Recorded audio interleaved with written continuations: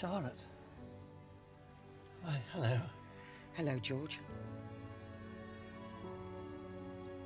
It is quiet here. George, we have succeeded. Our son, Edward, he has married and his wife is with child. Edward is going to be a father. Yes. Your line will live on. Our line. Our line.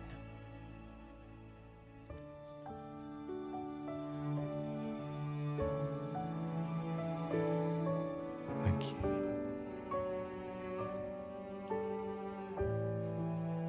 Thank you.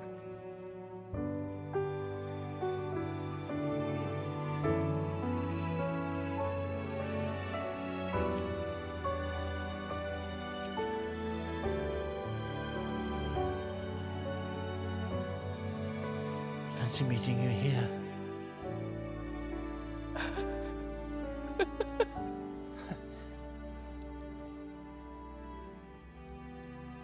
You did not go over the wall.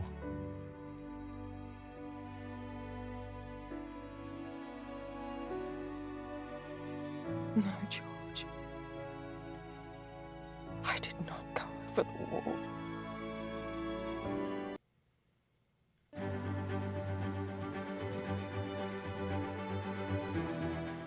All the way from Providence, Rhode Island, welcome to Bridgerton with Mary and Blake. It's a podcast dedicated to Bridgerton on Netflix, so sit back, relax, and let's get ready to spill the tea.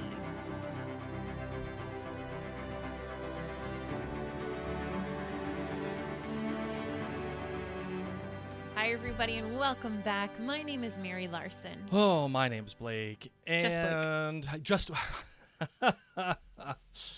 Yes. I got you. That's right. You know what I realized, Marvin? Yes. On our feed here, I have the wrong subtitle. So Well, I'll let you fix that, and I'll volley for a little bit. my You're goodness welcome. gracious. I'm just Blake. That's there okay. we go. I'm going to fix the lower third as we're talking. Yeah, well, listen, everybody. Here we are covering, of course, the final episode of Queen Charlotte. And we've got all the feels. We've got all the feels, and we assume that you have all the feels as well. We cannot wait to delve into this, to talk about all the relationships that we get to see blossom and grow, and also just kind of gearing up and getting that enthusiasm for Bridgerton Season 3. But before we do, because we are closing, oh my gosh, the chapter of this Closing beautiful time. series.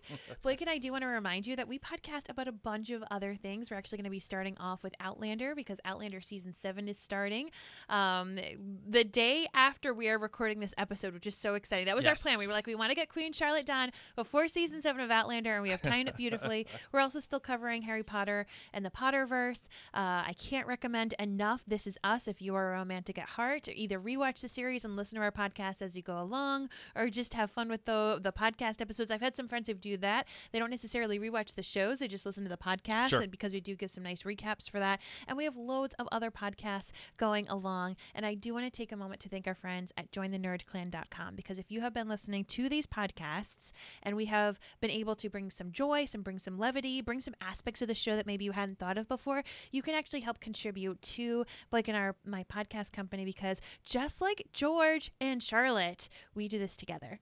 This is our media company. We are not owned by like a massive media conglomerate. We do this because it's a passion project of ours, but it also does help contribute to our family in our line. So we appreciate you, and you can join for as little as $2 a month, which, let's be real, it's less than a cup of coffee per month. So if you are able to, know that it means the world to us. And of course, heading to Apple Podcasts and leaving a written review also means a ton to Blake and I. And if you're not on our email list, you just head on over to maryandblake.com, and a pop-up is going to come up, and you can actually sign up to be on not just the Mary and Blake email list, but I do also have a specific email list just for our Bridgerton friends as well. So if you wanted to get that, you could. So on that note, friends, please make sure you stay in touch with us, because we know Queen Charlotte is done, but Bridgerton's coming back soon. We're gonna have Season 3 here, and we got a lot of things going on.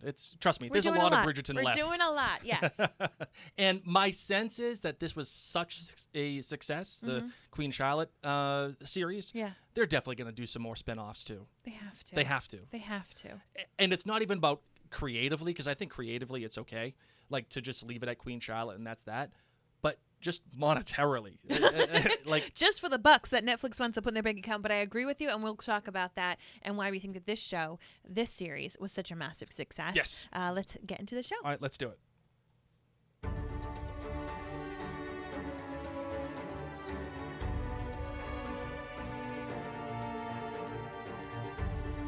All right, Marvin, here we go.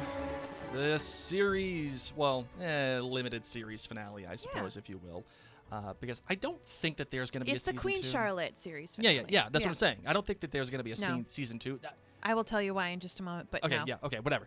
The title was Crown Jewels. It was written by the creator and showrunner for Queen Charlotte, Shonda Rhimes, and also it was once again directed by Tom Verica, as he's been known here at the Mary and Blake Media as the all-star of Shondaland. He's bringing it, and he's bringing a lot in this episode. I'll tell you what, the guy's got it, man. So, all right, what do you got for your cups of tea rating, Marvin? How many cups of tea are you giving this episode? This episode, like so many other finale episodes in the past, does get a 5+. It gets a 5+. I don't throw away 5+s a lot. 5+s here at Mary and Blake Media are saved for like great episodes of television that transcend just the series, right? This is something that you would recommend to somebody being like, oh my God, it was a good episode in the scope of all episodes that you've ever seen of anything. This is a 5+. Yeah. How about you? I put 5+ all the tears. For me, I think I'm going to give... What do I have written down? I have 4.91. I have a 4.91. I do not think that is high enough. I have a 4.91, and I do think that is high enough. I think that is the absolute max. Actually, I remember when I originally wrote it, I had a 4.89, which is a little bit more fair in my opinion. But I'll give it a 4.91. We'll go there. Okay. All right. What's your GBG? You're good. You're bad. And you're great. My good, which I know is going to be a little from some people. Okay. My good is the Dowager Princess Augusta. We have not enjoyed this person for all of these episodes. But in this episode, she explains why she's been so cold and cruel. And I loved seeing the depth of this character in this episode, whether it was talking with Lady Danbury and just being like, girl, have some pear brandy, which can we get some?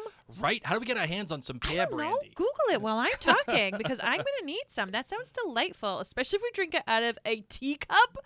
Blake, be Googling pear brandy. I'm telling you. All right, I'll bring it up right that's now. what I want. So anyway, I love that she was able to be like, listen, just it's like, a thing. Oh, good. It's a thing. We can get it. Good. So I loved that. But I also loved when she went up and admitted to Charlotte, you make him happy. He is yours now. That's all I've ever wanted for him. Because this hit me in many ways as it made me think of my mom. So I don't talk about my mom that much frequently in our podcast episodes, but I have told our listeners that my older sister has a lot of special needs and has been since she was an infant, has a lot of needs and care. She lives full time in a group home, and no matter what, having a child is intense and stressful on a parent, but having a child who has intense needs is very demanding and can make a parent strung out. Okay, it can make you be filled with a lot less joy towards that others might see. Your mind is constantly worrying and whirling about the next steps and how can I best prepare them. And it's funny because through episodes 1 through 5, I just saw Princess Augusta as this like stoic Princess Augusta who's just a jerk. And in this episode, I saw her as my mom, as the mother of a child with incredible special needs who would do anything for them, plus knowing that they also have the monarchy weighing on their heads. Like, I can't even fathom that. So for her to be able to see her son at peace with joy, seeing that I can actually hand over the reins. So I say this because we did not expect my sister to live as long as she has, and she still is kicking and thriving and doing amazingly well.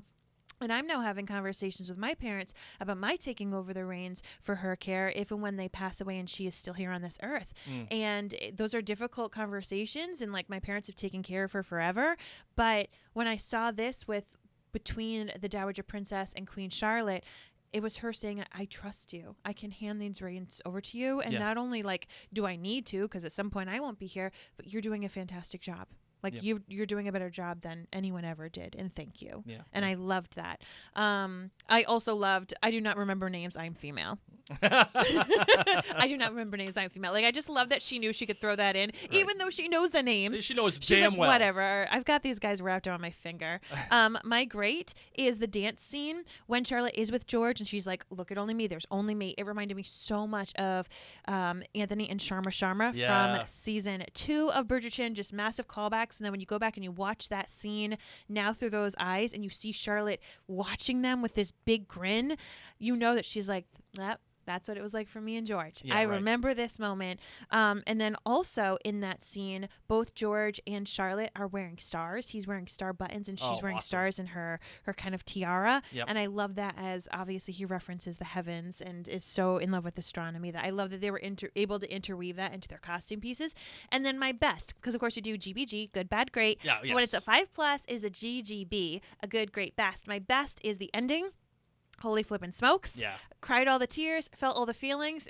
I'm telling you, you can watch that scene a million times and you're still going to be feeling all the feels. What an amazing way to end this extraordinary series. I laugh along with Elder Queen Charlotte when you know, oh, fancy seeing you here. Like, it's just so beautiful. And to know that, like, the younger cast watched the older cast do the entire scene so that way they could do it in the same movements and feel it. And they got to watch each other for their little moments. They didn't have a lot of interaction. You know, this younger cast came in and they were told, you don't have to mimic the elder cast the entire time. But in this one, they made it a point for them to be on set to see how older Charlotte and older George did it. And I just loved that. And this is where I have to tell you why this is my best.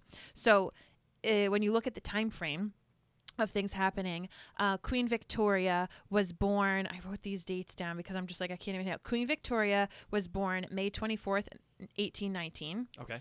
Queen Charlotte died on November 17th, 1818, 6 months before Queen Victoria was born. Okay. Yep. So when they waited to tell her, so this means when Queen Charlotte is under bed telling George we've done it, she dies within like a month. Wow, that's crazy. So that lasting scene that we saw. Yeah. And that's why I don't think there's going to be a season 2 of Queen Charlotte. Oh, fair. Is because okay. the last thing that really happened was she was told by her son that they have an heir on the way. Unless this was a different heir that they lost. But I assume that we're meant to feel like this is going to be Queen Victoria. This is the heir. This is what we're being told. And that was like right before she died, she was told of this. Wow. And then sadly enough, George died like a year and a half later. Mm-hmm. He didn't even know she was dead.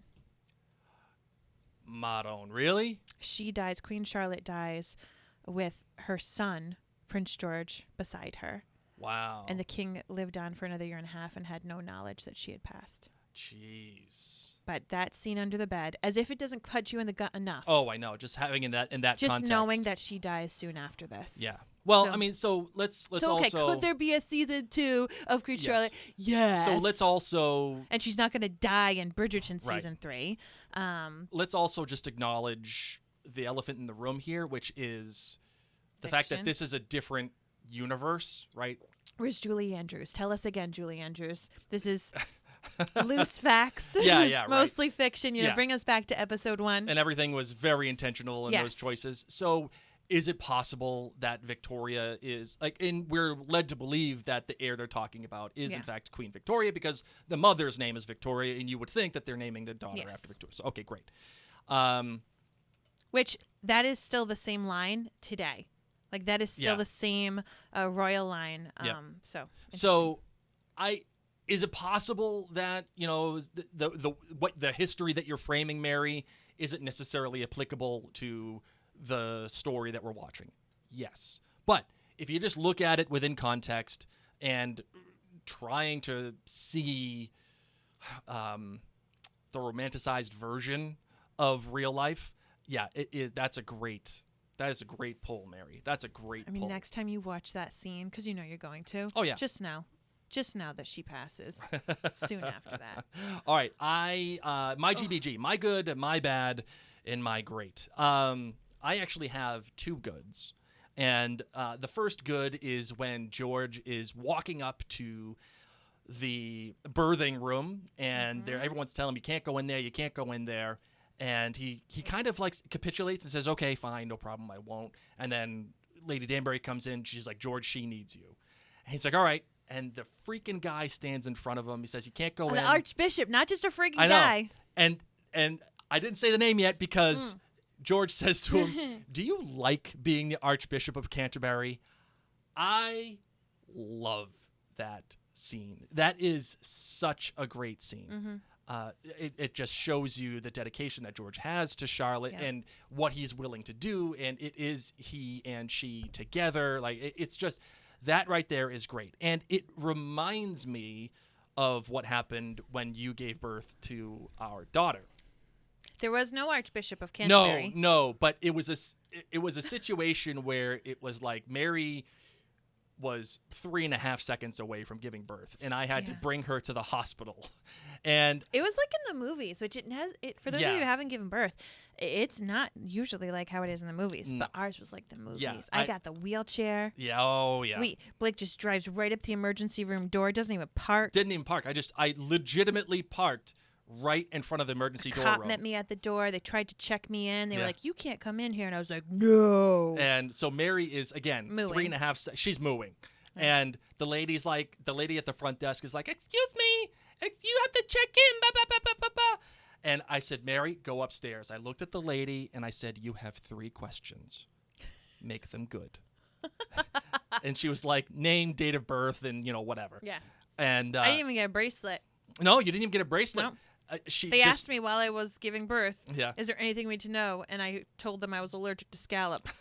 Because that's what you need to know while you're giving birth. And you should have seen this lady's face as Mary is already up the elevator. I'm like, you have 3 questions. Make them good. She was befuddled. I'm sure no one has ever said anything like that to her before. But basically, do you want to stay the Archbishop of Canterbury? I just love that scene. And Agreed. that line and all of that it entails. Also, I really like the way that the other scene that I really like for my good is when Princess Augusta is talking to George as he is holding the baby, and she says to him, "Are there any signs?" And he says, "There are no signs. He's perfect. He is going to be our future king. He could be anything. How could he be anything other than perfection?"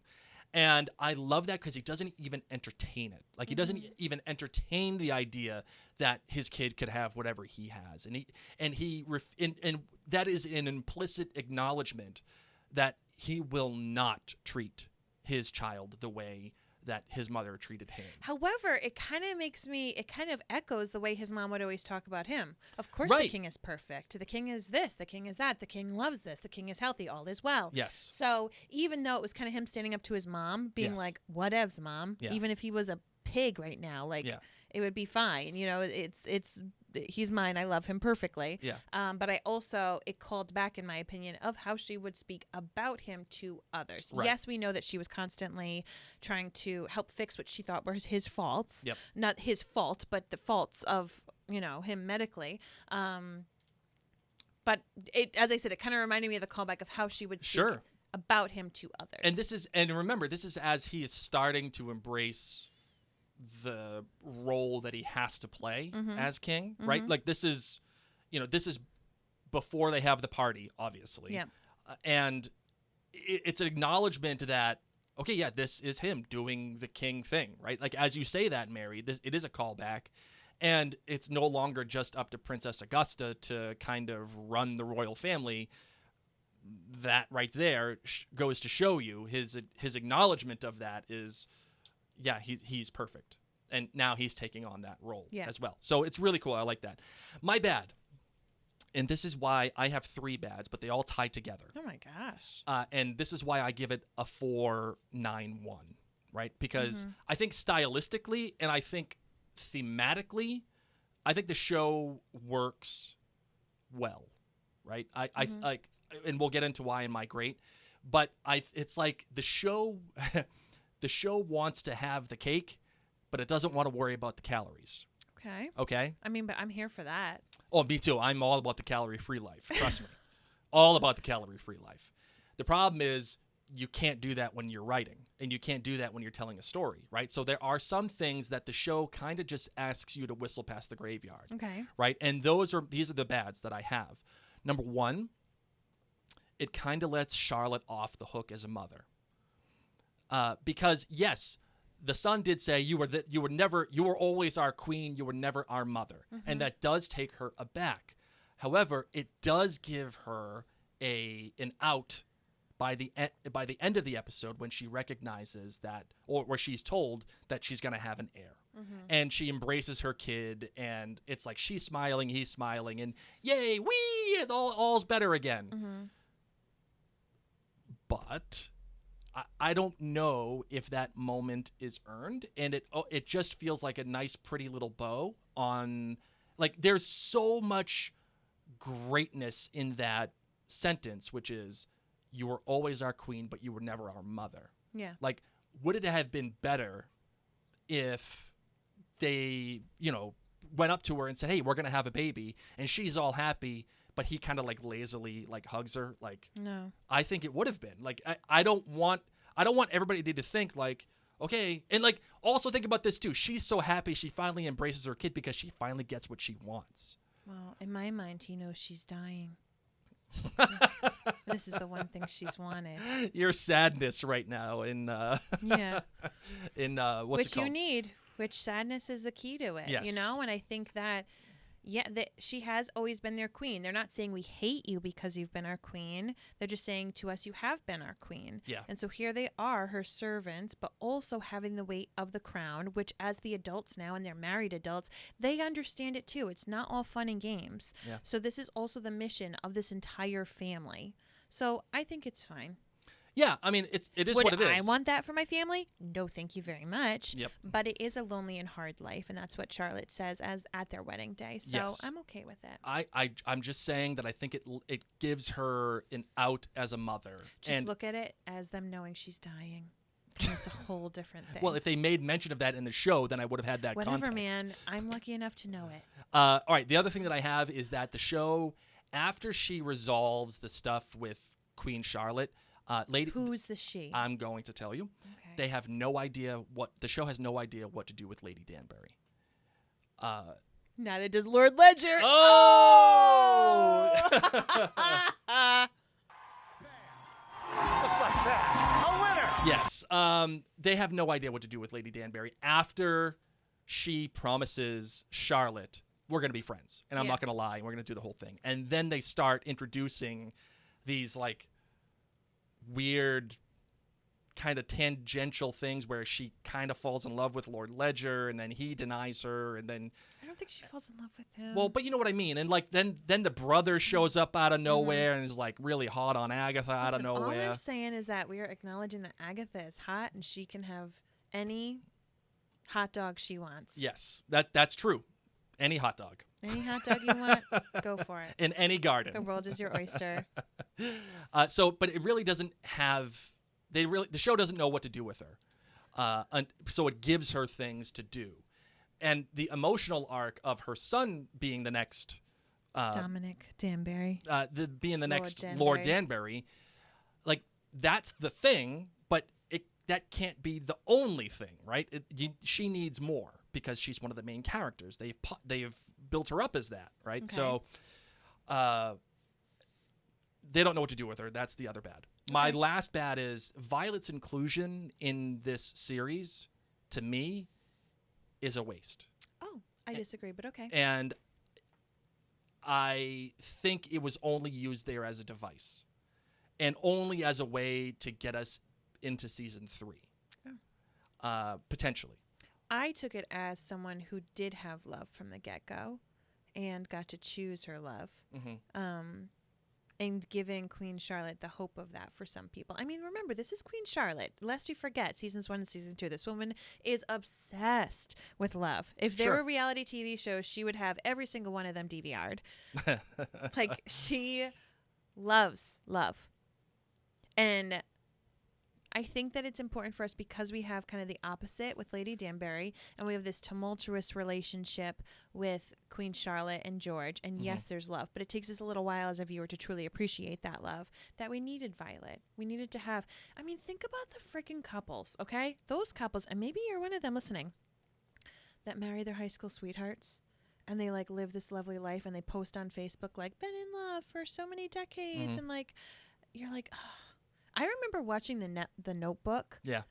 When I was single, and I was so mad because I was like, what the heck? No one's gonna remember I me. didn't find my love this young. Yeah, if I end up having forgetful issues growing older, like no one's gonna remember me and help me bring back. Like I didn't marry a high school sweetheart. I didn't do any of this stuff, and so I'm just saying that like. I think we need that because there are those people in real life, bless their sweethearts and their love stories, because I'm here for it. But also, yeah, to just show that it's not just these young people who can like swoon and fall in love instantly, that there are some people who do have those lifelong loves, and they were fortunate to have it right away. So I like it for that tea conversation where Charlotte's like, how do I marry my kids? And Violet's like, well, sometimes they fall in love. And Charlotte's like, that's foreign to me. And Lady Danbury's like, yeah, it's foreign to me too. So I think they needed that. Okay. Fair enough. All right. And then my great, though, I have two greats. So there you go. First, I loved the scene with George and Reynolds when he's begging him to drink with him. Okay. Oh, come on. Have a drink with me, will ya? And then And then he's like, no, sir, my respect to the crown outweighs my loyalty to you. I love that moment. Why? Because you would never think that you would get that kind of scene in a show like this from the king. Okay. And then the response to that. And then I also think it ties in a little bit to what I think might have happened between Reynolds and Brimsley. And I don't know. I'm not sure, but we'll see. But I love that moment because it's a nice little bit of texture that allows Reynolds some characterization, and it allows George to be more human. Yeah, which we see so much, right? Like we see George so humanized, and this is Reynolds who knows the ins and outs of everything that's been going on with George. And it also makes me feel things about what Queen Charlotte talks to Brimsley about, like, do you have family? And he says, no, like, my lady, like, how would I have had time or space or energy or anyone to kind of put up with this life? Right. It would have only been Reynolds, obviously. Yeah. But to know that essentially Queen Charlotte is his family, and that is why he is always by her side. He's always looking towards her. And granted, it's his J-O-B, but she is his family. And so I was thinking about that, how to George, Reynolds has been his family. Right. Yeah. And absolutely. how these servants are so much more to them. Yeah. And but my real great, of course, is the bookends. I mean, this is a Mary and Blake commandment. Yes. And it's been a Mary and Blake media commandment since I think the beginning of the company, and that is bookends. When you're in, bookends are when you begin with something and then you end with the same thing, but in a different context. Yep. And it does that, I think, on two levels. One, it ends with them talking about going over the wall. Yes. And that obviously is a reference to the first episode. Yes. But it also achieves a bookend by beginning, well, not beginning, but, relatively beginning the episode under the bed and then ending under the bed. Yes. And what that means and how that relates to those characters and what that brings about in them. The end scene under the bed is tremendous. Agreed. I will never forget that. That is the one thing I will think of when I think. Like I feel like of the when show. you do your next piece of artwork, and for listeners who don't know, Blake is an amazingly talented artist and often does pieces of work on pastels, with pastels usually, of different shows and movies that have been very poignant for him. I feel like that's going to be your next one. Yeah, I really loved this scene. And Mary, you brought up actually the season 2 dance between Anthony and Sharma. And I remember thinking about that. And I remember at the time thinking, oh man, they should have had the two dancing and everybody else should have disappeared. I remember saying that on the podcast. Yes. And then when I saw the same exact scene in this, I was like, come on, dude, like, have everybody disappear. Come on, it just should be those two. And, of course, they didn't do it, and I was upset. I was like, you got to be kidding me. Where's the Flash? I want the Flash. Give me the Flash. And I was upset. And then the last scene. Got me some Flash. We got people coming in and out. Switching back and forth. Yes. Young Charlotte, old Charlotte, young George, old George. Kiss the whole Fun fact, under the bed, the whole old thing. George is Reverend Wakefield. Yes, in Outlander. I saw that. I saw that in one of our group, the Mary and Blake group. One of our listeners had brought that up on Facebook, which is wild. I did not see that coming at all. Well, and it just goes to prove what a great actor he is. I know, right? So those are my greats, and that end scene, I was sobbing.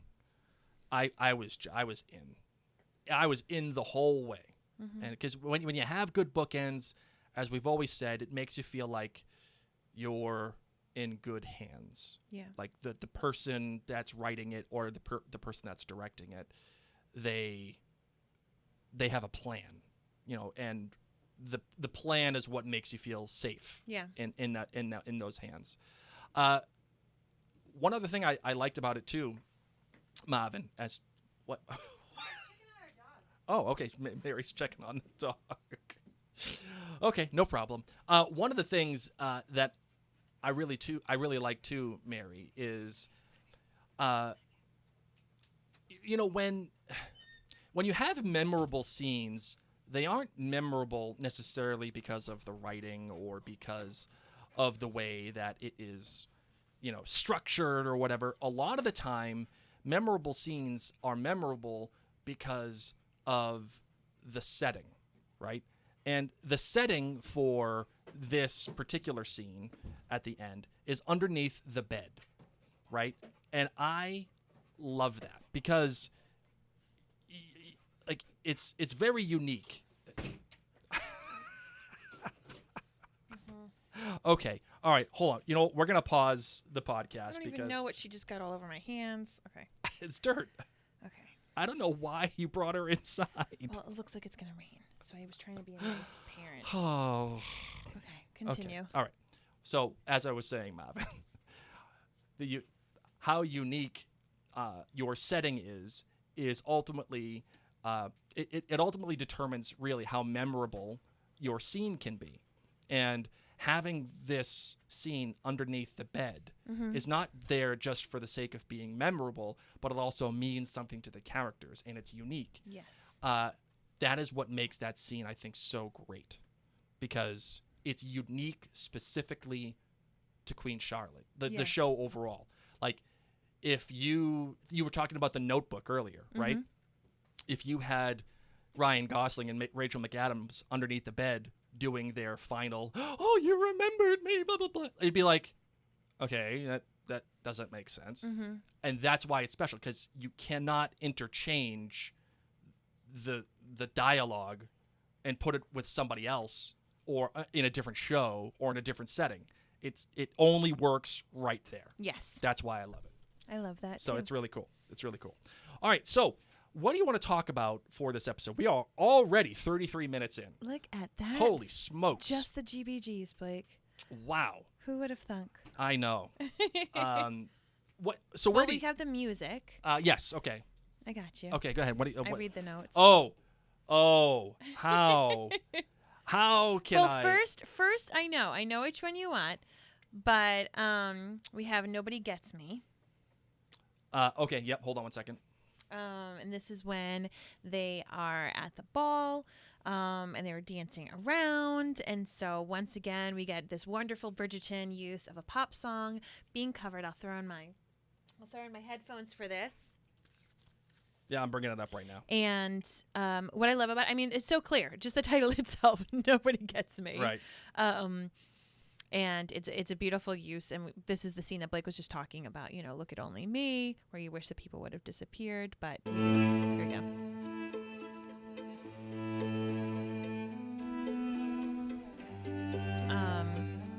And I will read some of the lyrics to you. Okay. Because as you can hear, this is just the instrumental version. It's too late. I don't want to lose what's left of you. Oh, sorry. I'll start at the beginning. Took a long vacation, no makeup, just Jay-Z. Oh, okay. Actually, this is amazing. Okay. The chorus. I'll give you the chorus first. I did not know these are the lyrics. First it is, nobody gets me, you do, you do. Nobody gets me, you do, you do. Okay, but here's the first lyrics that, thank God, these aren't covered. Took a long vacation, no makeup, just Jay-Z. You were balls deep. Now we beefing. Had me butt naked at the MGM. So wasted screaming. F that. Love me now.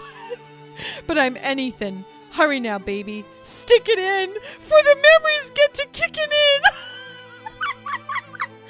It's too late. I don't want to lose what's left of you. How am I supposed to tell you?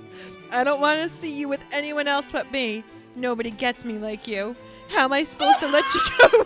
Only like myself when I'm with you. Nobody gets me. You do. What? Well, the chorus is lovely. Wow. We're balls deep, now we beefin'. Had me butt naked at the NGM.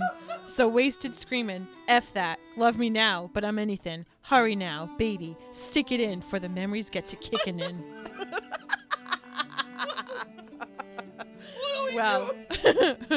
Well, anyway, the next song, let's bring the next one up. Oh, wow. Did not expect those lyrics. I was just here for the chorus, and the chorus is lovely.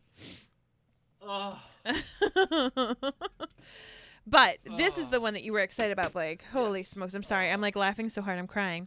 Of course it is I Will Always Love You by Whitney Houston. And this is the very last pop cover in the Queen Charlotte series. It's at the very end, obviously, when Brimsley and Reynolds are dancing together. And then it cuts to Brimsley dancing alone. Which many people also found as like the saddest storyline. Story code. Now, it may not be for you, but I'm just saying that this is what broke a lot of people in this episode. And then you just continued to cry when you were under the bed. Of course, we've got Whitney Houston. This is one of Blake's most used sounds. We use it a lot for our Outlander show whenever Frank is referenced. Tobias Menzies is referenced. It started off as Frank, but then it became, then it turned into just Tobias Menzies. And actually, we use the Whitney Houston version of this, but actually this was originally done by Dolly Parton. And I assume all of you know these lyrics. I just love. Well, how could you not? Well, that's what I'm saying. I don't have to read it. It's not about get it in before we go to the MGM. It's not balls deep. Nope. Oh my God, I got a cramp in my stomach. Trust me. It's. Oh. Oh my goodness. Oh. This is such a sad song. It is. If I should say, well, if I should stay, I would bodyguard. only be in your way. So I'll go, but I know I'll think of you each step of the way, and I will always love you. Oh. And I love this because this is kind of how George felt. Like, you're better off without me. And also, we get this when Reynolds and Brimsley are dancing, and of course, relationships like theirs were not allowed during this time. So if I did stay, I would be in your way. We don't get closure to the Reynolds and Brimsley relationship. And I also love this too, thinking about it from Charlotte. Like, George isn't always there, but she does always love him. Yes. It is not always Farmer George, or different versions of George. George is often in the heavens, and his mind's in the heavens, and this song is just so beautifully perfect. Well, just for the sake of posterity, I have to play it.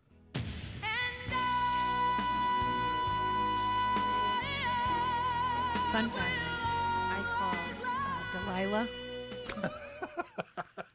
back in my early 20s after a big breakup. Delilah. Oh yeah. You like call and you tell your stories. I did, and I requested this song, and it was for my breakup person. Oh my goodness gracious! Because I was like, we gotta go, we gotta break up. Yep. And in my mind, like, calling Delilah was really good therapy. I didn't, like, tell her my whole story. I just did, I just asked for the song. Yeah. How old were you when you did this? I don't know. I was young. I was 12. Not 12. But, so whenever I hear this song, I think about driving around in the streets of Providence being like, was this the best choice? Because it came on the radio, and then I was like, was this the best choice? Oh, you rushing into decisions? No. Was this the best choice going on public radio? No, you never would do that. But like nobody would really listen to it except for me and Tom Hanks or Meg Ryan. Tom Hanks. Oh yeah, you're right. Sleepless in Seattle. Yeah, it's pretty much like the Sleepless in Seattle station. Yeah. Yep. Fair enough. So. Yeah. But Tom Hanks' kid listens to the radio. Yes. Okay, that's right. Okay. Mary, you actually brought it up. There was actually a 3-beat of denial in here in this episode for George and Charlotte, where he says to her, listen, I couldn't be with you. I don't want to be with you. You need to stay safe. Like, he denies her, and then he does it again later on. Where she rebuffs him, right? And friends on the video, guess what? You're getting an extra little knowledge. I actually have to go to a doctor's appointment right now. Okay. So friends who are just going to listen to this as an audio, we'll be back. They're not even going to know. Yes. Because Blake will have the magic of editing. But you get to know. So if I look a little different when I come back, there's a reason. You know why. Sorry, Blake. I just looked at the time. Okay. All right, we'll be right back. And magically, here I am, post-doctor's appointment, wearing a completely different outfit. I was debating. You're not as fabulous this time around. No, I asked Blake. I'm like, Blake, do I need to go and change into the dress and put on the jewels? And he's like, no, it's okay. You got this. It's fine. So this is what I actually am looking like today. And I still look the same. All right, here we go. There you go. There you go. All right, back to the podcast. All right, here we go. So this is the magic of editing, ladies and gents, and just making a... Look at who's at the window. What? Who's at the window? Butterbeer. Oh, cool. Look at that. All right. Yes. By the way, if you didn't know that, we do have a window right here.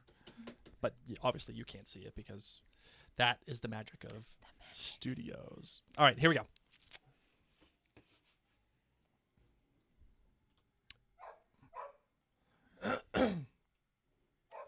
And then the last time that there's like a denial almost, Mary, is when... It's not a denial so much as it's more of a correction, if you will, where they're talking about the line "keep on going," and it's that final moment between Charlotte and George, and Charlotte says, "Oh, your line will continue," and then he says, "Our line." Ugh. Right, so it's like these moment of corrections, right, where it's like, no, we're together. It's you and me together, and. Actually, I did kind of want to talk about that with you, Mary, which is I think the emotional through line for this episode and obviously the undercurrent for the entire series, which is the you and me together from now on of it all between Charlotte and George. And having said that, it's the next part of it is the whole baby thing. Where it's like, she made a promise to George that they were going to continue their line together, right? But on the outside, it just looks like a mother that's just trying, and not very kindly being like, hey, are we going to have babies here or not? Like the emotionality of it is one that's like, how do I want to put this? The emotionality of it is like, well, she's so staunch in the children having babies and eventually comes into clarity where it's like, I want you to all have babies because I made a promise to your father and we're going to do this together. It's our line. I like that final line where he says our line, like it kind of comes into clarity for me, comes into focus. But I'm not sure if it had the emotional heft that they intended. Did in the mother sense? Yeah, like I think you get the emotional heft between the couple. Like we are doing this together. We are securing the line. We are making sure that your job, George, to roll, but also to make sure that you have a sturdy line, that you aren't the one that kind of like messed this up. Yeah. Goes unfaltered. Yes, you have mental health issues, and we have been working through that. But like, may history note that we continued the line. We didn't mess with this thing up. Yeah. So in that sense, I get it, and you know that's really what their marriage has been about. It has been about the two of them. Queen Charlotte is not. Butterbeer. Queen Charlotte is not here being touted as like the world's best mom. You know what I mean? That is not what she's trying to be portrayed in the show. It's not what she was portrayed in the show, even in Bridgerton. Yep. So, and that's okay. Like that is okay. And as I said in the previous episode, you know, Lady Danbury also isn't necessarily being shown as a celebrated mother in this television show. And had Lady Danbury been born at a different day and age, maybe she would have not chosen to be a mother. And luckily, most women in today's society have that choice where they get to say, do I want to be a mother or do I not? You know, same with any adult really ideally gets to have that choice. Yep. It's not like so set in stone in society right now that you have to continue your line. And unless you're a royal, unless you're Prince William. So in that sense, I almost want to give that same grace to Queen Charlotte. We don't meet young Charlotte being like, oh my God, I get to get married, have babies. She does not do what Daphne does. Yes. She is Daphne day one. I want to be a mommy. I want to get married. I want to do all the things. I can't wait to have a million babies. So that is, we never hear that come out of Charlotte's mouth. What we do hear is your job is to produce an heir. Your job to do right by your husband is together you two have to produce heirs and spares and all that kind of stuff. And so it stinks because, you know, obviously we want her to be a good mom. We like cheering for people when they do things that we view as right. She's not necessarily cruel in the sense where she physically abuses her kid. She's kind of a jerk, but also that's part of her humor towards people closest to her. The only person she's really nice to is her husband. I mean, she gives sass and sarcasm and acts better than thou to every other single person in her life aside from her husband. But she does that across the board. Like, oh, Lady Danbury's my friend. I'm still going to give you sass and let you know I'm queen. Brimsley, oh, you don't have any family. I'm your family. Man, I'm still going to give you sass because I'm your queen. Kids, same thing. Yeah. Her equal is George. So that's where I'm saying, like, I want to give them a little bit of grace. Not Mother of the Year by any chance. But also she's upfront with her kids that this is our job as royals. Sure. And she does say it is a lonely life, like you said. Yeah. Yes, and I did my job 15 times over. So, you know, you can do it too. And so I think, you know, she probably does care for her kids in some ways. It's just a different type of love than we see through, say, Violet Bridgerton. Sure. You mentioned choice, Mary, and this is actually something that I think is really important when it comes to storytelling, which is choice for any character, right? And as we've discussed ad nauseum at Mary and Blake Media, it's choice. It's when you have two options that are both equally good and equally bad, right? And that's the whole idea. Like if you choose one thing, it could be good this way, but it will kind of suck in another way. And if you choose the other thing, it may be good in a different way, but it may suck in another way, right? Yes. Like so, because if something is either wholly good or wholly bad, that's not a choice. You're always going to choose the good thing. Yes. And if, you know, so I mean, I feel like I even have that predicament as a modern day mother. There's a lot of people who are like, I don't want to be a stay-at-home mom because I love my career and I want to further it and I don't want to take the time off. And this is what's most important to me. My kids will not always be home. This is a huge part of who I am and or I enjoy the fiscal benefit or I need the fiscal benefit. So this is what I have to do. And then there's other people who they put their career on pause, whether temporarily or permanently, because being a mother has been such a huge goal for them in their life. Yeah. And like you said, you know what I mean? There's some times where it's like there's an obvious choice where one is the right one. And then there's other times where people have to really go back and forth with the decision about, you know, I want to enjoy this chapter of parenthood.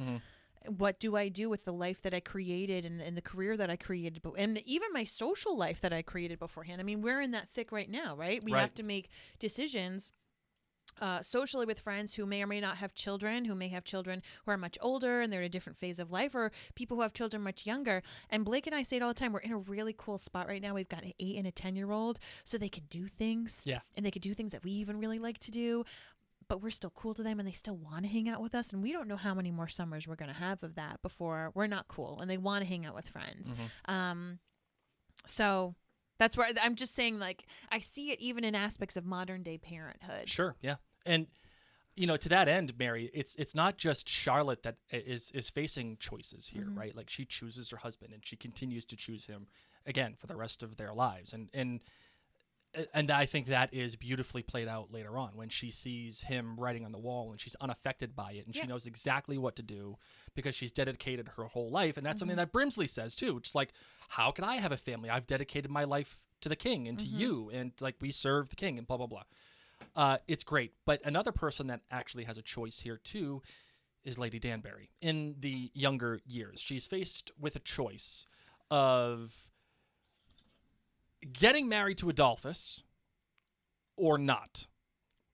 And it seems like for a little bit there, she was entertaining it. I mean, let's be real. First off, last episode we were saying, how long is this affair with Lord Ledger going to be going on? Is it going to be going on forever? From the way that the show showed me, I take it that was a one-time rumpy-pumpy session. Yes, agreed. And then he did, in my opinion, the ultimate dick move. Which is what? Not having an upfront conversation with her and bringing the easy button of his daughter on his ramble. This guy's been rambling by himself forever.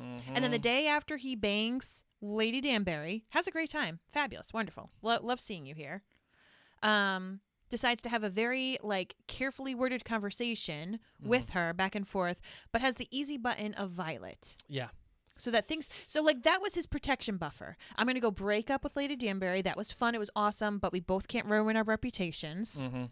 Plus, I have my daughter who I dearly care for, and I don't want to ruin her life and have her be tarnished and have our reputations ruined. Yes. But he could have just gone on that ramble and tried to have an adult conversation with Lady Danbury and said all this. Yeah. But he probably was probably ended up hooking up with her outside. So, because I'm into her. And so if I bring Violet, it will be my guardrail that I can't mess up. Yes. So here's one of the, I agree with you. She's the easy button. Yeah. Right.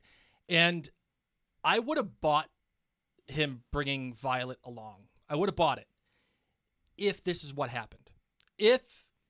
And this is why I say the Violet of it all is nothing more than just a device, in my opinion, right? Because she is used as a buffer between them. And I will say that the subtext of the conversation amazing. Is phenomenal. Yes. When he's talking about the reputation and the whole thing.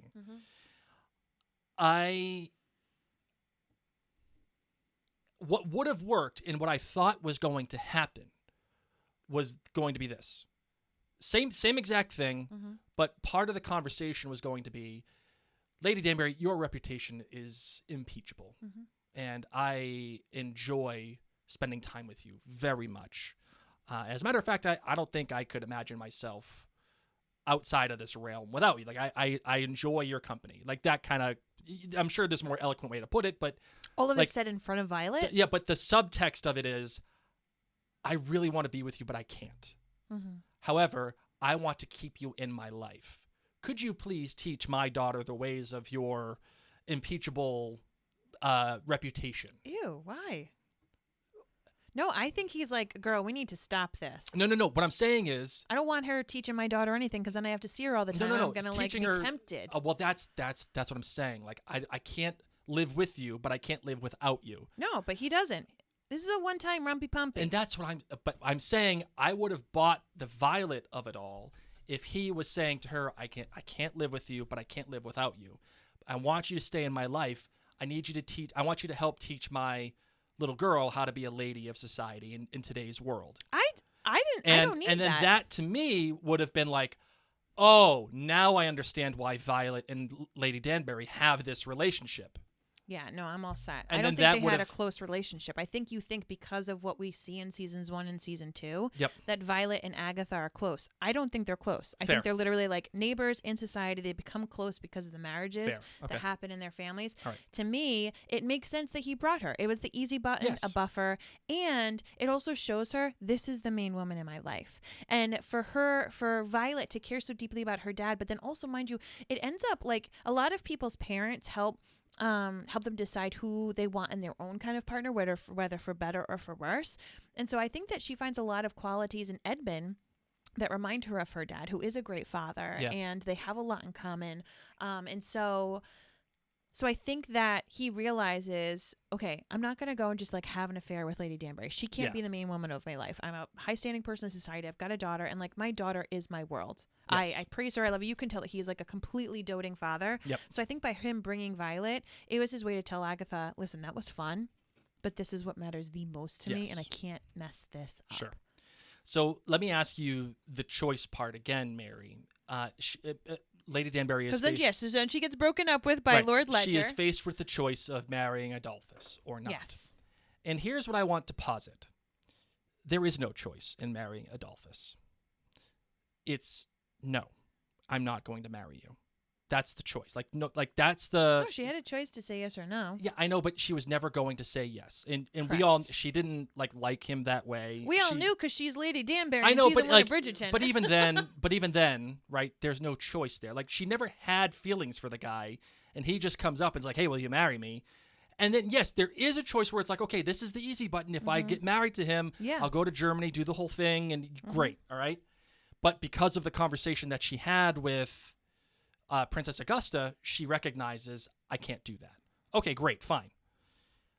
Here's what I want to posit. okay. That scene when she says to Adolphus, no, I can't because of X, Y, and Z. Like, I need to be by myself. I Yep, need I to don't breathe wanna my ever get own married air. again. Yeah, all great. I want all the hot dogs whenever I want, not just yours. Here's what I... Here's, Not your Frankfurter. oh! I also got it like when they kissed, it just wasn't the same zing that Oh, she yeah, had with Lord 100%. Ledger. But this is what I want It to was say. like, ew, I'm kissing What her. if we just erased the Lord Ledger thing altogether? Oh, okay. Right? What if we yeah. just got rid of it? Yep. Okay? Yep. Since it doesn't really bear any fruit for the relationship between Lady Danbury and Violet, as we have discussed. Yes. And all it really did was just create something of a tense scene later on with the hats. I think it was her sexual awakening.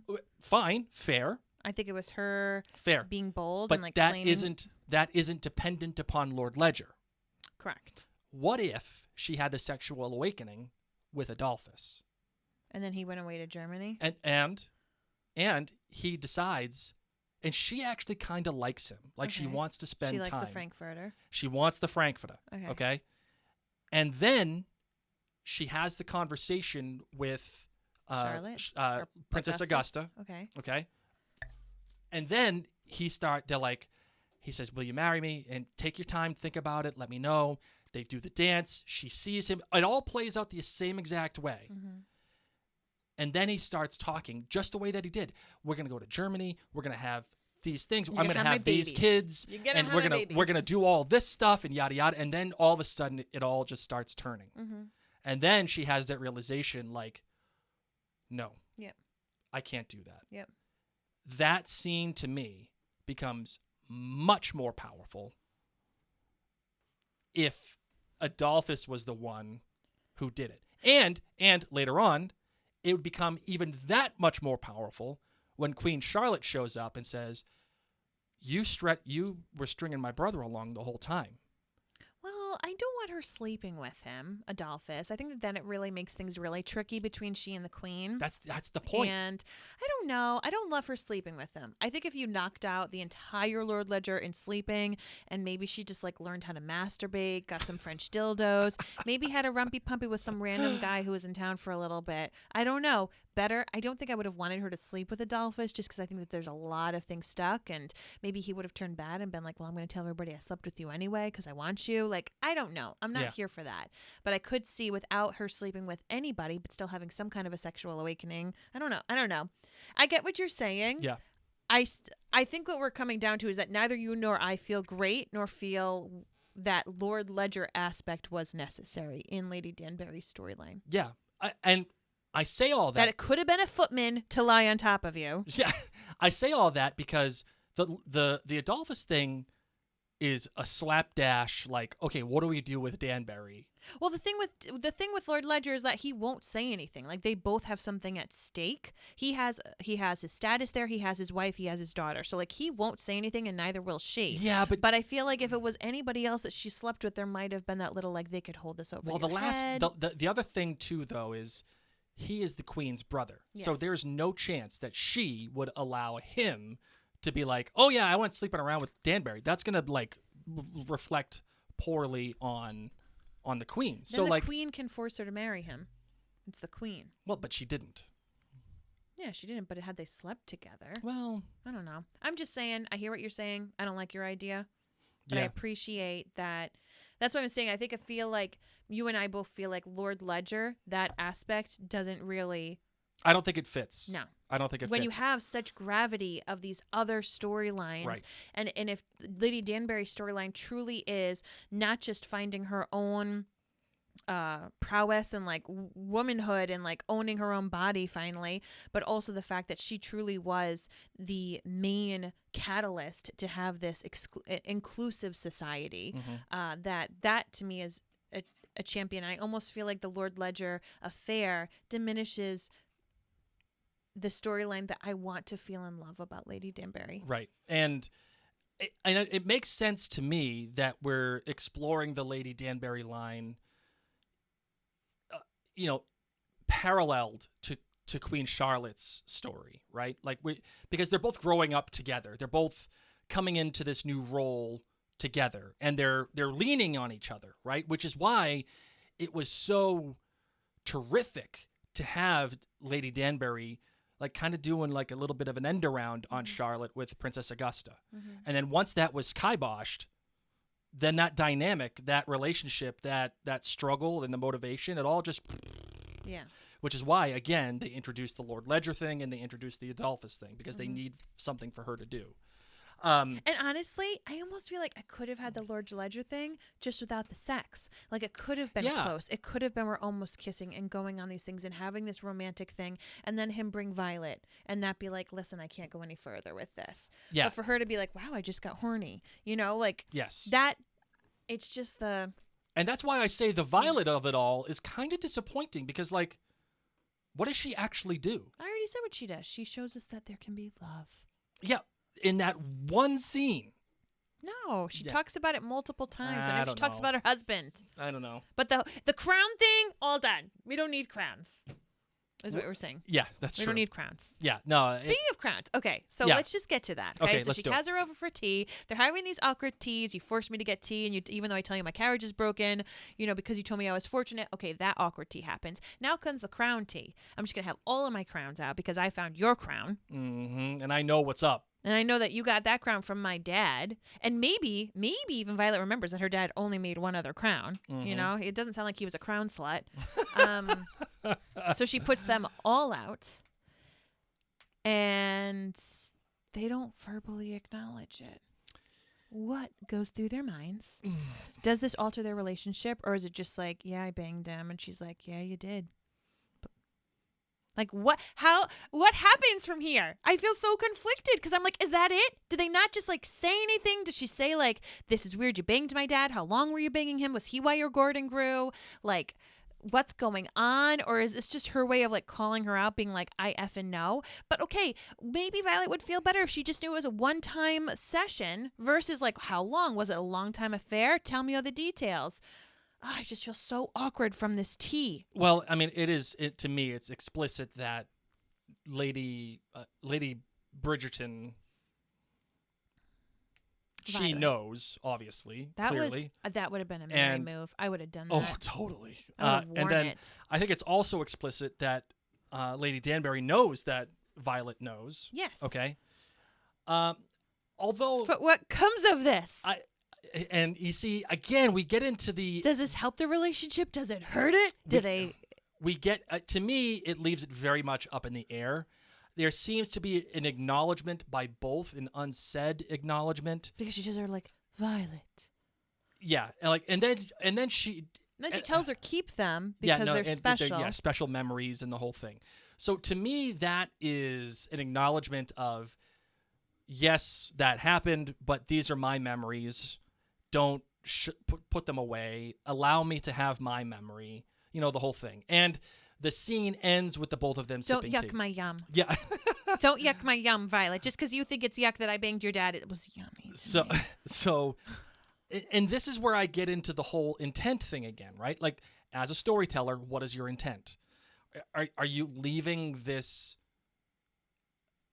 cliffhanger there for a reason so that you have an opening in season 3 to like go either way? Or do you intend on telling a complete friggin' story? Or I feel like this is here to add an element to season 3 because neither Penelope, like the Penelope storyline isn't going to involve Lady Danbury.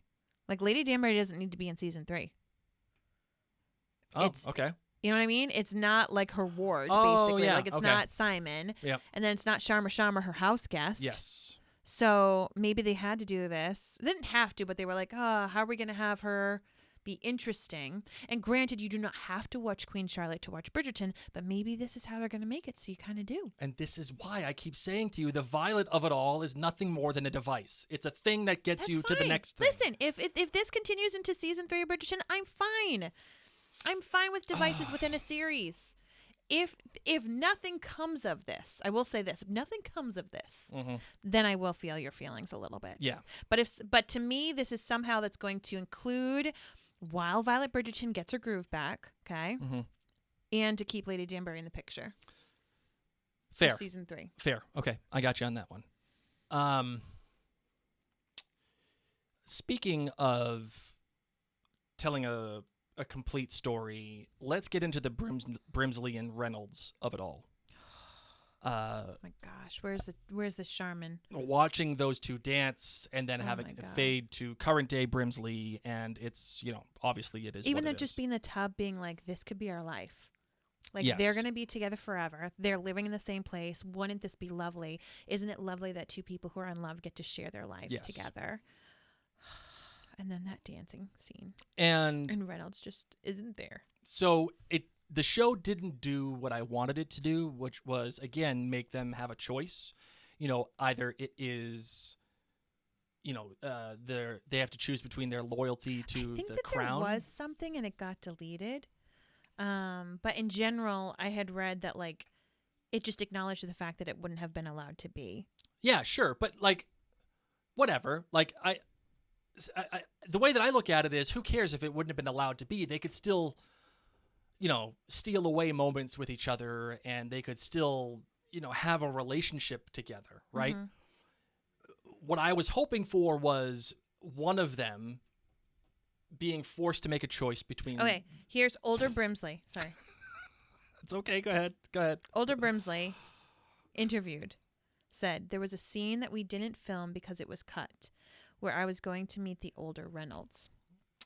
He was the love of his life, and for whatever reason, they could not stay together. So when they would pass each other in the passageway in the deleted scene, it wasn't a toxic moment.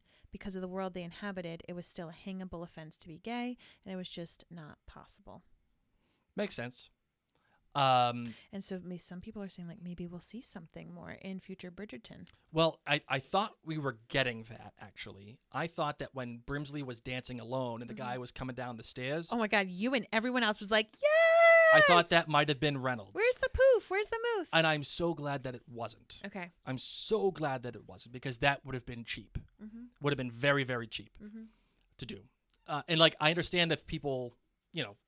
people would have been happy and it would have been a pleasing little moment. But that's not what Queen Charlotte is about. Queen Charlotte Right. is a tragic story. Right. So I'm glad that it wasn't that. However, Nothing ends well for anybody in this show. I thought what I wanted was they had to make a choice between their loyalty to the king or queen and to themselves, right? And obviously they're not together later on. And to me, that was like, we have to decide what we're doing. They didn't do that. And I thought that if they didn't do that, I was going to be upset. However, big however, I think they thread the needle. Ooh, okay. I think they thread the needle because they didn't commit either way. They didn't show him like dying. Like, could it be that they're going to make a Downton Abbey of Bridgerton where it's the servants and we get God, the that'd be Brimsley so love story? cool. Like, could Brimsley be a spin-off? I could totally do a Downton Abbey of Bridgerton. Right? That would be awesome. And then you do get what happens to them. See, now that they're living at the same palace. Okay, so now that, again, it comes to intent. The lady's maid, right? all the puppies. Where do all the puppies come from? Is it by one mommy, or do they get lots of Pomeranians? Mm-hmm. What do you name Pom Pom to? So, I don't know. I think it comes... I think the way that it's written... Now, obviously, you just read that, right? And Brimsley, the guy who plays him, was like, yeah, we had this scene, but it got cut. The way that it's written is that Brimsley tells the queen later on, listen, you being a mother and not being a mother, it's not your personal, problem. It's not your failing. It's just that, like, we all love the king and we all serve the king above all else. The difference is that Charlotte is his wife and she loves him above all else. And then she asks him, hey, do you have any family or were you ever married? He says, no, I don't, because no one would be free to make a life with him. Oh, and think about like what that word free means. Free on time. No one would have the time to make a life with him.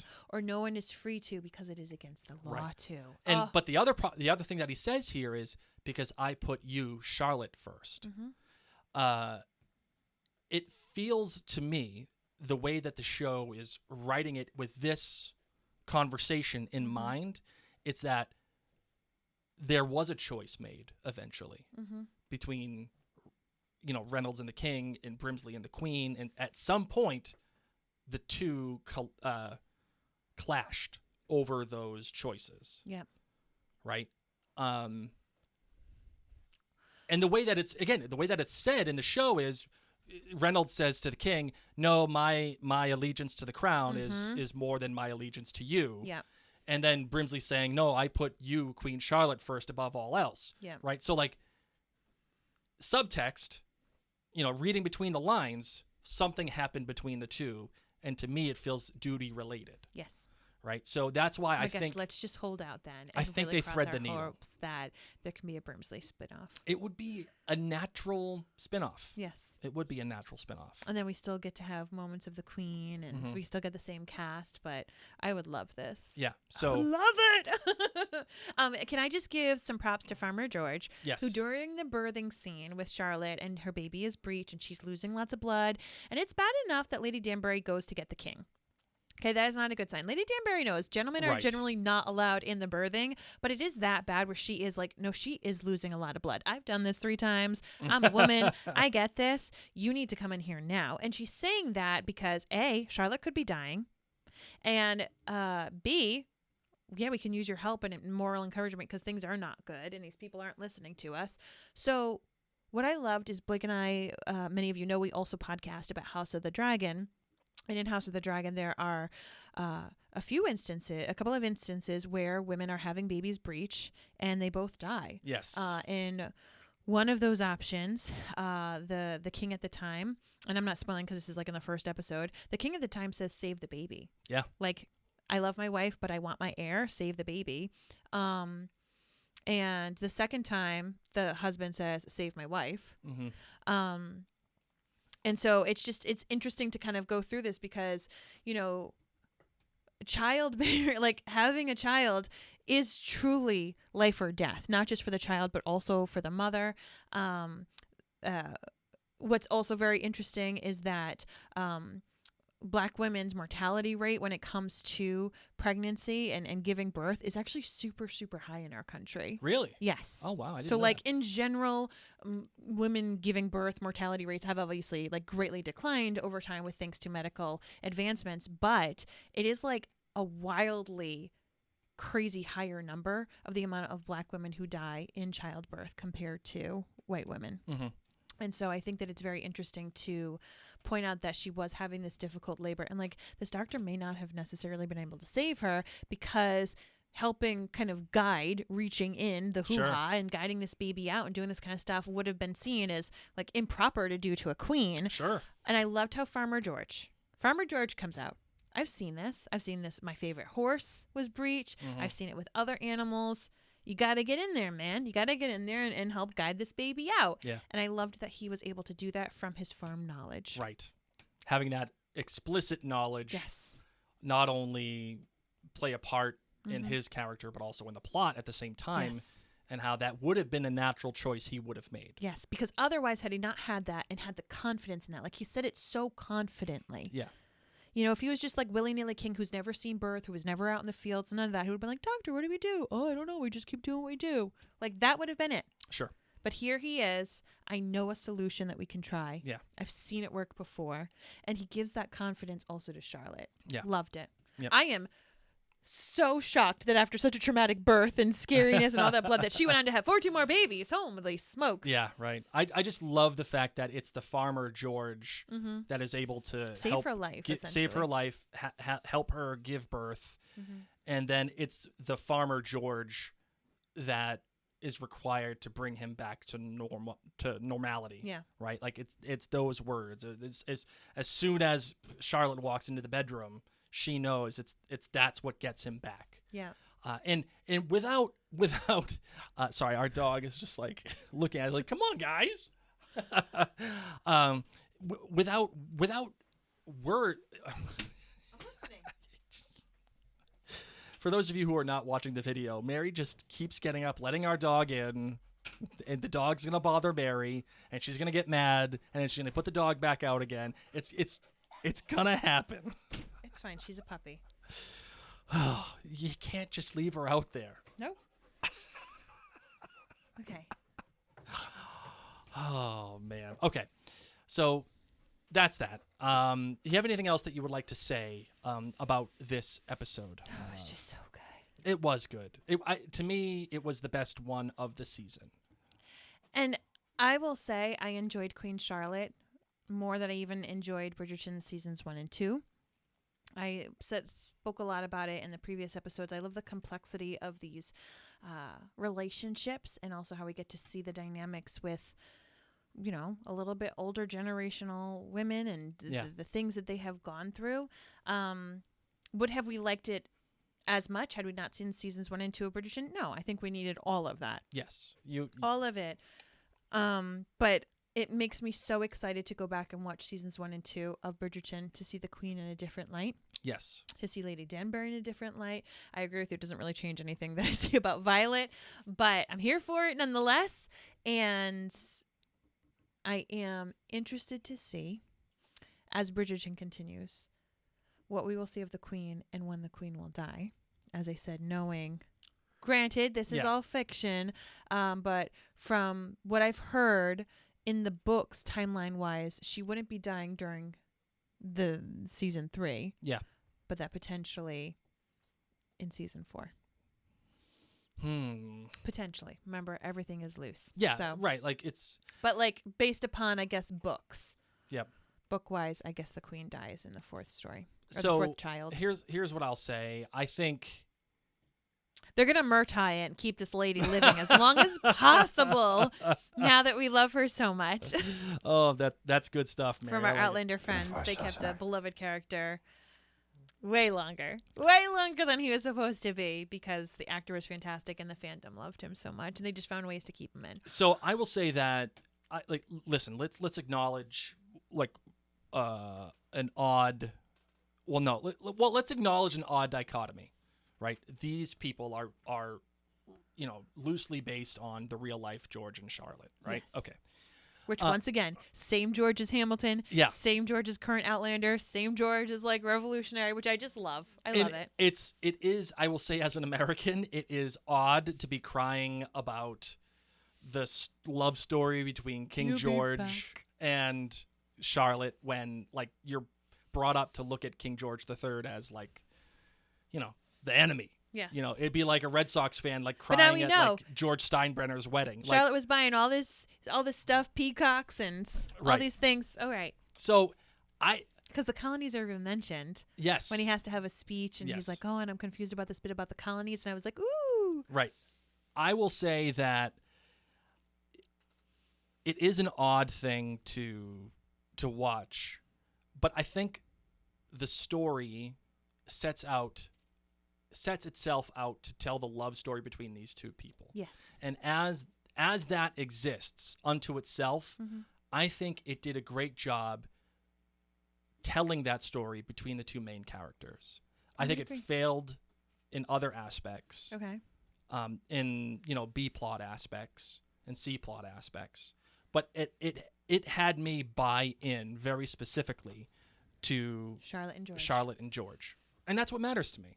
Yes. Really, like, and it does spin off enough intrigue where you're like, well, wait, would it be cool to have a downstairs aspect of it all? And even if we don't have any more spinoffs, which we both say, We're gonna. like Netflix sees the cash money in it and we love it in general. But even if this is it, the extra little bits that we earned from Queen Charlotte is now going to make us rewatch Bridgerton. It's going to make us watch Bridgerton season 3 through different eyes in these other characters. It's going to give the actors extra little nuances that they get to add while they're bringing them about having this knowledge. Yeah. So I'm here for it. And while you brought up like the reality of like Queen Charlotte dying shortly before Victoria is born, right? Like I really don't know what the relationship was like between George and Charlotte. I don't know like if they had this grand love story. I just don't know. To be frank, I don't care. You don't care for the reality. Just give me all the fiction. Right.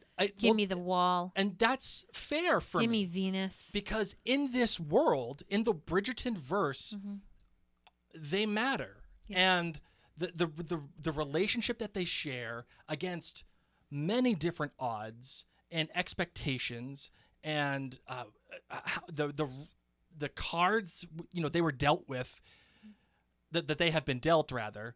Like, this love story kept going in spite of all of it. And that in and of itself, them being together as a team, like, that is what makes it work, right? And that's why the real life aspect of it, whatever, dude. Like, Doesn't matter. it's weird, but it's I don't care.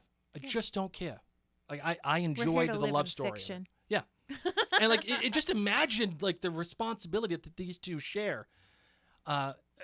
George being the king, expected to be the king, had this abusing stepfather or father, whatever, like Grandfather, whatever, whatever. I don't care. Yeah. But like, and then Charlotte just showing up out of nowhere and having the weight of this country and her stepmother doing what her mother-in-law doing what she did, and the equality that happened throughout the society that also went on Charlotte's shoulders. Yeah, like this is a massive thing, and I think part of that is actually exemplified really well in the final conversation between Charlotte and Lady Danbury. Yeah, where she says, "Why didn't you come to me?" Yeah, and she even says to Lady Danbury, "I will make my walls as high as they can be.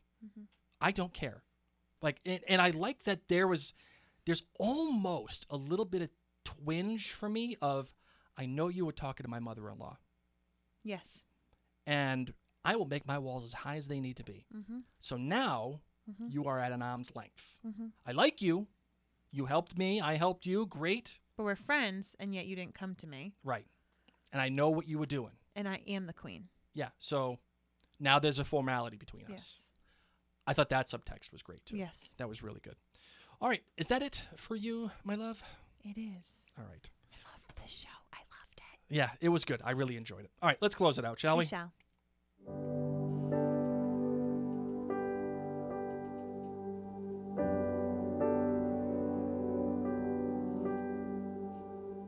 Well, friends, that does it for our coverage of Queen Charlotte. Blake and I want to thank you so incredibly much. And if you have enjoyed these podcast episodes, please, please, please think about going to jointhenerdclan.com to help contribute to this mom and pop podcast shop.